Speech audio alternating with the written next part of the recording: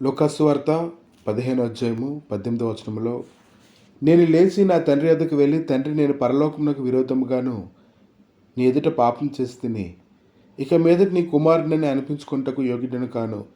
నన్ను నీ కూలివారిలో ఒకనిగా పెట్టుకొనుమని అతనితో చెప్పుదును అనుకొని లేచి తండ్రి వద్దకు వచ్చాను.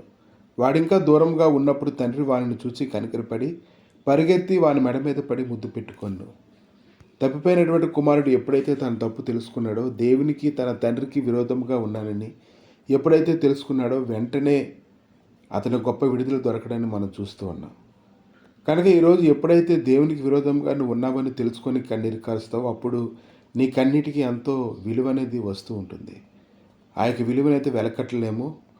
ప్రభు ఒక్కరే ఆ యొక్క కన్నీటిని గుర్తించగలిగినటువంటి వ్యక్తిగా ఉన్నారు. కాబట్టి ఎప్పుడైతే నువ్వు అలా కన్నీరు కారుస్తావో, దేవుడు ఖచ్చితంగా నిన్ను ఆదరించి బలపరిచి తిరిగి నీ కృపనిస్తాడు. ఆమేన్.